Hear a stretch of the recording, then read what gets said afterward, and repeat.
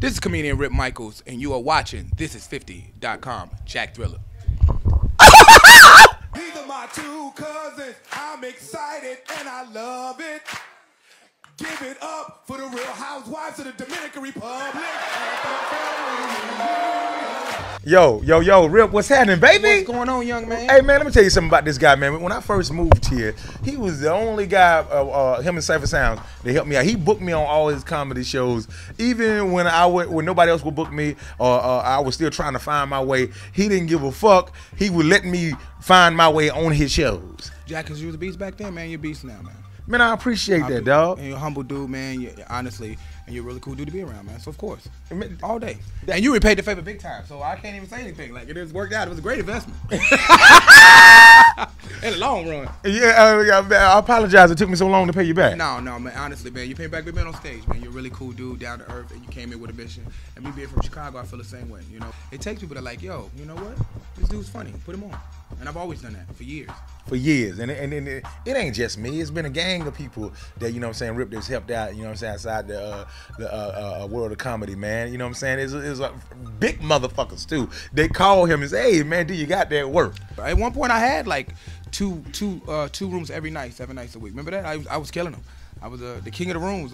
Man, he had every night inside the week. Yo, because Rashid died. Rest in peace, Rashid. And when he died, they had a lot of people try to host his rooms, and a lot of people couldn't. And then Big Kev was like, okay, Rip, if you can save the show, I'll double your money. Everybody bombed. The host bombed. Every single person on the show bombed. And then I saved it because Serani was in the audience with Movado, and I threw glitter in his face because he had that song, It's Serani. I was calling him like a body boy. So, and it blew up the whole club. The club, the squads in Brooklyn just lost it. And then I did BBQs, and then they asked me after that to host Rashid's rooms. And then so when you mix his rooms with what I had going, it just created like a snowstorm effect of hate. Do you still see Serani these days? Nah, I haven't seen him. I seen him once. We did like a Sunfest in Jamaica. And still never forgot that because he was literally covered in glitter. That's crazy.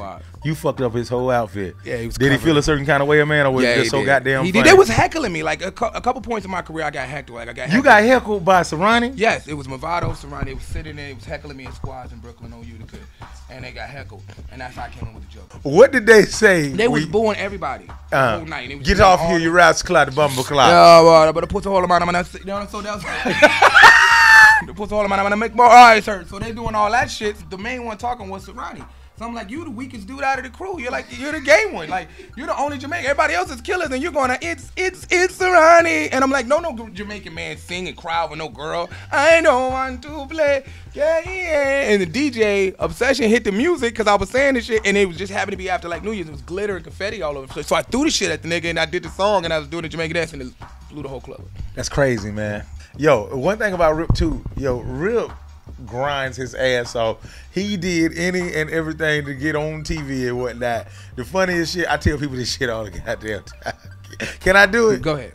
Yo, Rip was on every fucking judge show that you could. Yes, I have. And that nigga been on Judge Mathis. Judge O'Brown, Judge You saw him on Judge Brown? Judge O'Brown, Judge Mathis, People's Court. I did Judge Judy. I did all of them. Plaintiff Rodney Spencer is suing his former roommate for half the cost of a dog. Rodney says the defendant was always jealous of their chihuahua, Taco, but he never thought the defendant would feed Taco alcohol, causing the pet's death. How did you pull that shit off without them knowing, or did they know? I put you in it. I remember I called you. Yeah, he called me to do that shit. Like don't act like that.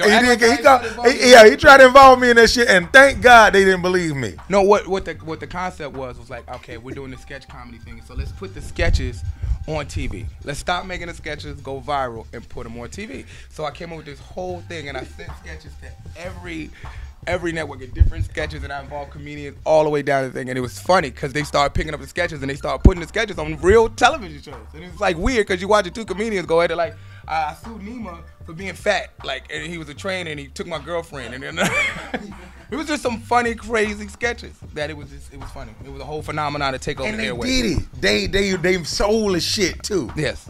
So the judge shows a face? No. There's some of them are not. Some of them use actors, just like First 48. Some of them use actors, but they're the sketch. They have Hold on, First 48 use actors? Of course, to reenact some of the scenes.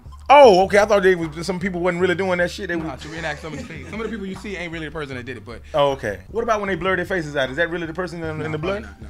Probably an actor to reenact some of the scenes. Because think of how hard it would be to sit in a police station and wait for a crime and then sit there and hopefully everybody come in. That would take years of filming. In retrospect, you'd be like, damn, and the killer ain't come in yet? We've been sitting on location for 3 weeks. Ain't nobody heard nothing from the killer. Why do you think all of a sudden it goes, police get an anonymous tip. They get a break in the case. That'd be the producers like, yeah, this shit is moving slow. Somebody call. Let's go catch somebody. Yeah. Goddamn it. This shit gonna be unsolved. Get a break. So, word. So that was the whole plan. Just put the sketches and take over the television. I've always had that plan of like, even with rooms, that's how I started doing rooms. It was like, my first room was at BB King's. That was the first comedy room I had. It was, you know, how big. The Sunday, you did the gospel show. Yeah, and I'll never forget the very first time I did it, I had a line around the corner. I did a Soul Refresh Sundays with all you can eat buffet. And it started the Harlem Gospel Brunch. They kept that going after that and just took the comics away. I had a line around the corner, I never forget. And the owner of BB King's came and he was like, what is this? Because they go off Ticketmaster. So they had no idea that this many people would show up because they only had 200 tickets sold, so they had a light staff. And all the comedians, the owner was like, what is this? And blah, blah, blah, yelling. And all the comedians like, we're not going on stage unless you pay us double because of the crowd. They had like this little revolt in the room. And I had to explain to them that no one is here to see you. These people have never heard of you. They're not here based on, you're here based on the concept of food, entertainment, right after church, with a live choir. That's what they're here for. So I told all of them they could leave. Oh, the comedian? Yeah, I said, y'all can get up, y'all can either take y'all money or y'all can leave. And that started a whole huge hate thing because I was like, you're not going to be bullied. And yo, one thing I know about Rip could have goddamn took that whole show his damn self if he wanted to. No, but then you could call mad other comedians. Just mad other comedians. And they will be there at the drop of a dime. Oh. These niggas ain't doing shit. We just can't let people bully. You know that. You can't let people bully. Especially in New York. You can't let that happen to you. Nah, they motherfuckers try to run over you all the time, shake you down and shit. You just got to hold your ground and whatnot and just let them know you ain't the one. You're going to be here. You know, I had a motherfucker tell me that I would never be able to work in New York again. You know what I'm saying? We had to show him the true meaning of Christmas and shit last week. You know, being from like you know, coming because I came from Chicago and I don't have any family here, so you're a little bit better than me. I slept on the streets of New York for like a year. I ate out of trash cans and. No comedian knew I was homeless until Kareem Green used to take me around the car, and I would just get dropped off anywhere. And Kareem was like, "Oh, where you live?" I'm like, "I'm right over here." And he was like, "You live on 57th and Madison?" I'm like, "Yeah, I'm right over here." Not knowing what shit costs because you're homeless. So, and then he was like, "Rip, are you homeless?" And I was like, "Yeah, man. Actually, I sleep right outside this park." But it was an experience because I wanted to know if I was funny. I wanted to know if I could do it. I didn't want to get a job and just be this person that was working and then doing it as a hobby. I just needed to know because I've always wanted to do nothing but this. And we're going to college. When I finally got the opportunity to just do it, and my friend Jermaine died, I came straight here and I just never looked back. And I was like, this is what I'm going to do. And this is what I'm focused on doing. So that turned into Christina Milian put me on stuff and Troy Byer put me in the movie Love Don't Cost a Thing and just snowballing all the comedy and stuff I did. That's what's up, man. You was in Love Don't Cost a Thing, though. Who you was in Love Don't Cost? I was one of the bullies. If you look at the basketball, I was really skinny because I was homeless. I lost like 150 pounds in like a month. That's crazy. Because I had a Bally's membership. So what I did was, my mind was like, I would go in Bally's, watch TV, shower and stuff like that, keep the stuff in my locker. So that's what I did. I stayed on a bike or a treadmill, just watching TV. So I would go there 3-4 times a day. That was like my little clubhouse right there on 19th. God damn. Yeah. Get out of here. Yeah. Damn, Rip. So you already knew Nick Cannon from then? Word. That's crazy. Do you ever tell him that you was on Love Don't Cost a Thing? He remembers. He remember that? That's crazy. He was on the set talking and stuff like that. And me and Troy Byer, which was the director, which played in the movie, what is it, with the heart? John Q. John Q. She was John Q with Eddie Griffin. She played his wife and whatever, and she directed that. And her husband is the guy who did all the songs. Yeah, so I was really cool with her and Christina Milian. Because I used to open up for Christina Milian. She had a show called Becoming and Wannabes, and that was like my first television appearance. That's and crazy. After that, she kept me, and I started doing warm-up for her show and on the road. Word. So now you're on season 6 of Wildin' Out, and you're coming back for season 7. Season 7, and my half-an-hour special comes on. Thanks to Young Jack Thriller comes on. Yeah, so that's big. Hey man, let me tell you something. Nick wanted me to do a stand-up special on Wildin' Out this last year, and I wasn't ready to do it because I wasn't really, you know what I'm saying, on stage like that because I've been doing a lot of this. And so it takes about a good 6 months to get a tight routine together. And it was just right on the spot. He approached me about it, and I was like, no, you need to put Rip Micheals on. You need to put him on. And he's like, you sure? And I was like, dog, trust me, this motherfucker is hilarious on stage. And Rip went up there and murdered that shit. And I thank you for that because they didn't call me, and it was weird when they called me that night at 2 o'clock in the morning, like you taping in the morning at 9. I was like, yeah, okay. I was like, all right, fine. I was just like, damn, no preparation, no nothing. Just have to be ready, I guess. Yeah, he was ready, and he killed that shit. Thank you very much. Well, so what was your Wild 'N Out experience like, man? You know, and what's the love been like since you've been on the show? Well, you know, the Wild 'N Out experience has been good. I got to shout out Centric for being on the coordinator, him, and shout out Stars for being on their show as well. So I got a lot of things I did this year, but the Wild 'N Out experience for me was a lot of fun. There was a lot of hate at the beginning because I was a weird dude. Nobody could really. It was just adjusting to the process of entertainment, like you say. It's a total different real world, and it's not a friendship world.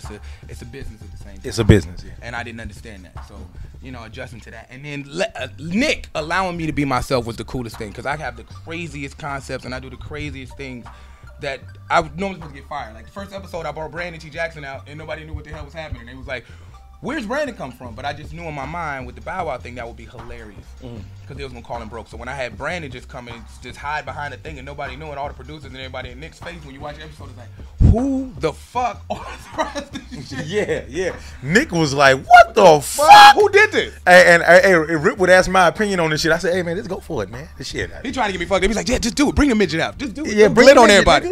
Pull your dick out. No, it's TV. What's the worst that could happen? You go to jail for a week. What's that? Come on, man. You got your bail friends. money. Do it.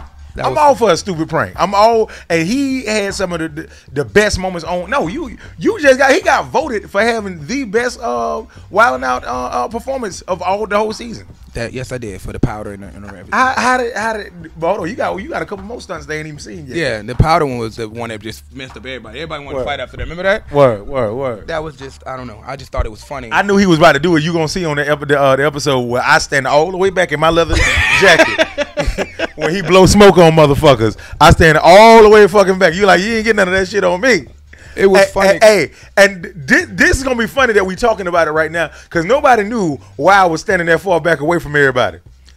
He can't get this on my motherfucking yellow beater jacket. Fuck that shit. No, it was funny because they was all covered in white powder, and they were just standing there. The whole black team was like, "What the hell? What the fuck did just happen?" We never saw. What just got baby powder all in the eye? We never saw. And I shout out to King Batch, because King Batch was a part of that, because everybody's like, "Where you get it from?" Because my hands was in front of the camera the entire time, so it was a collaborative thing. And I thought I was gonna get fired because I thought I was gonna get fired because the whole staff, the whole crew was mad as hell. They was like, yo, what the fuck, man? You could be throwing powder on niggas. I was like, man, we go outside and fight if that's how you really feel. But I think you might want to just take that and everybody on the crew, because it's gonna make us bigger. Everybody on the crew was like, yo, that was crazy. It's gonna be the shit. Da da da da da da. I like, yo, Rip did it again. Yeah. So did it again. I was glad I was on the episode. No, but I was glad I was on the episode. That is the most reran episode too. That is the most reran episode. Every time you turn that shit on, it's constantly reran. Constantly reran, and it picked up big on Twitter. Jesus. Appreciate that. Thank you, Nick. But you know what I love about Nick? He allowed me, when he put me in the room, I thought I was getting fired. He was like, Rip, they hate you, but I love this shit. Keep this shit up. Keep it up. I don't care what you do. They ain't gonna like it, but I love it.